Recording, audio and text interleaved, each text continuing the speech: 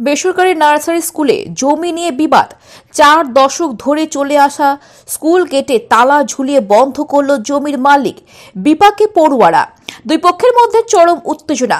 আজ মঙ্গলবার সকালে ঘটনায় তীব্র চাঞ্চল্য ছড়িয়ে পড়ে হরিশ্চন্দ্রপুরের তুলসীহাটায়। পরিস্থিতি সামাল দিতে নামে হরিশ্চন্দ্রপুর থানার বিশাল পুলিশ বাহিনী। হরিশ্চন্দ্রপুর থানার আইসি মনোজিৎ সরকারের হস্তক্ষেপে 3 ঘন্টার পর খোলা হলো তালা।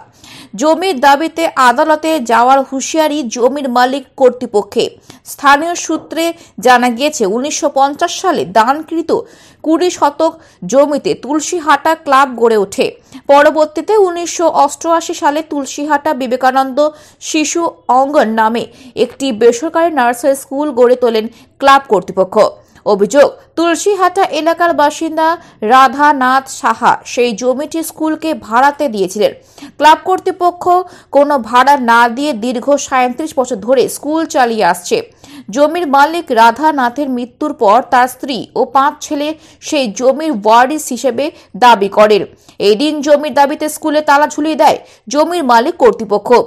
তালা বন্ধ করেছিলেন কেন? স্কুলে তালা কেন বন্ধ করেছিলেন? স্কুলটা আমাদেরই। আমার শ্বশুর মশাই ছিলেন, আমার শ্বশুর মশাই হঠাৎ মারা যান।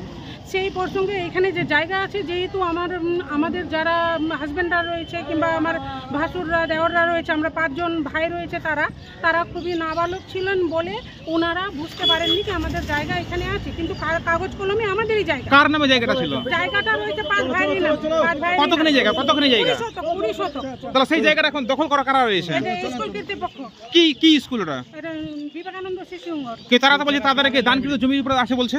হ্যাঁ, তারা তো বলছে নাকি দান করা হয়েছিল জমিটাকে। সেই দানই করা হয়নি, এরা জোর করে দান করিয়েছে। তাহলে কাগজপত্র দেখাচ্ছে যে কাগজপত্র কিছুই নেই ওদের কাছে, যা আছে ভুয়ো আছে। আপনাদের কাছে কি কাগজ আছে? আমাদের কাছে সবই কিছু আছে। আপনারা কেস অভিযোগ জানিয়েছিলেন এই ব্যাপারে? কথাও আমাদের কথার কোনো গ্রাহ্যই নিচ্ছে না। বলছি আপনার নাম? চম্পা সাহা। আপনি কে হলেন? যে জমি দান করেছে তার কি লাগলেন আপনি? বৌমা। হচ্ছে যে আমরা যখন ক্লাব পেয়েছিলাম, আমাদের পূর্বশরীর আমাদের বাবারা দাদারা তখন 75 বছর আগে সেই ক্লাবটা আমরা যখন হাতে পেয়েছি প্রায় 50 বছর আগে, তখন আমরা ক্লাবটা একটা জনজীর্ণ একটা মদের আখড়া, একটা মানে কি বাজে একটা কালচারাল জায়গা ছিল।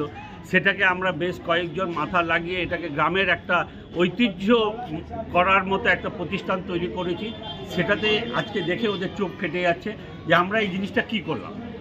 এই জিনিসটা তো আমরাও করতে পারতাম। তাহলে ওরা আজকে জায়গাটা দাবি কেন করছে? তাহলে দাবি করছে যে এখন হচ্ছে যে বাজারে হয়তো ওনার দাদু যে সময় সম্পত্তিটা দিয়েছিল তখন হয়তো 4 আনা বা 5 টাকার হয়তো মূল্য ছিল, সেটা হয়তো লাখ টাকার এখন ভ্যালু হয়েছে, যার জন্য হয়তো এখন চোখ ফেটেছে। যেই সময় জমিটা দিয়েছিল তখন কি শর্তে জমি দেওয়া হয়েছিল? জমিটা আমাদেরকে দেওয়া হয়েছিল ক্লাবের শর্তে দেওয়া হয়েছিল যে এখানে ক্লাব একটা থাকবে, তো এখানে এই ক্লাবের সব ছেলেরা মানে উন্নয়নমূলক কাজ করবে এবং সেটা আমরা ধারাবাহিকতাভাবে আমরা উন্নয়নমূলক কাজ করে আছি। আমরা বিভিন্ন এমপি মিনিস্টার কাছ থেকে আমরা অনেক উন্নয়নমূলক টাকা পেয়েছি। মমতা ব্যানার্জির কাছ থেকে আমরা 3 বারে, প্রথমবার 2 লাখ টাকা, তারপরে আমরা 1 লাখ করে 3 বার মমতা, আজকে ক্লাব ছিল বলেই তো আজকে মমতা ব্যানার্জি আমাদের মুখ থেকে টাকা দিয়েছে। এখন সেই ক্লাব তো এখন স্কুলে ইনভার্ট হয়ে গেছে। না, স্কুলে ইনভলভ হয়নি, এটা কথাটা হয়তো কেউ ব্যাপারটা অন্যদিকে টার্ন করার চেষ্টা করছে।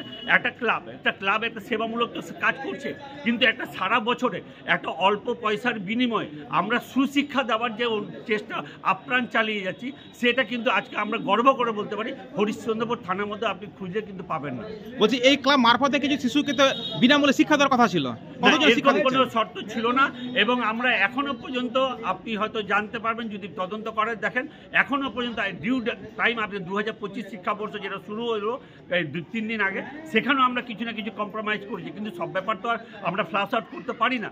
যেখানে যে গরিব, যার একটা ভালো রিকমেন্ডেশন আছে, সেখানে আমরা কিন্তু ঠিক স্যাক্রিফাইস করেছি। এখন তো তারা বলছে কোর্টে দ্বারস্থ হবে, যদি তারা বৈধভাবে কাগজ দেখিয়ে জমি পায় তাহলে জমির সাথে বাধ্য হবেন আপনারা? সেটা কোর্টের যদি আমাদেরকে আদেশ করে সেটা আমরা মেনে নেব। ভোটের রায়কে আমরা সবসময় মাথার উপর শীর্ষে রাখি, কোর্ট যেটা বলে সেটা আমরা মেনে নেব। আপনার নাম? আমার নাম অভিজিৎ গুপ্ত, তুলসীহাটা ক্লাবের সদস্য।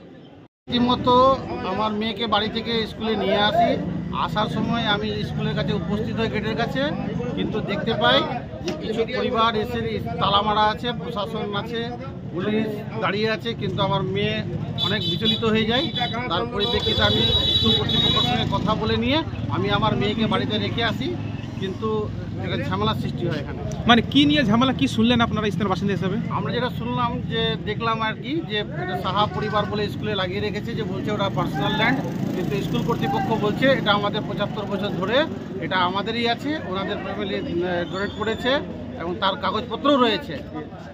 কত ঘন্টা স্কুল বন্ধ ছিল? প্রায় 3 ঘন্টা। তারপরে কি হলো? তারপরে হলো পুলিশ প্রশাসন আসলো, তারপরে সেই কথা বলে নিয়ে দুজনের মধ্যে তারা দুজনের সঙ্গে কথা বলে গেটটা খুলিয়ে দেয় এবং রীতিমতো করে ক্লাসটা আবার পুনরায় আরম্ভ হয়। আপনার মেয়ে কি স্কুলের মধ্যে গেছে, প্রবেশ করেছে? হ্যাঁ, এখন বর্তমানে আমার মেয়ে স্কুলের মধ্যেই রয়েছে। এখন এলাকার পরিস্থিতি কিরকম? এলাকার পরিস্থিতি বেশ এখন ঠান্ডা। কাকে ধন্যবাদ জানাবেন? আমি পুলিশ প্রশাসনকে অশেষ ধন্যবাদ জানাবো যে তাদের হস্তক্ষেপে আমাদের এই খুব সুন্দর এটা। আপনার নাম? সুশান্ত কুমার গুপ্তা। আপনার বাড়ি? তুলসিয়াটা।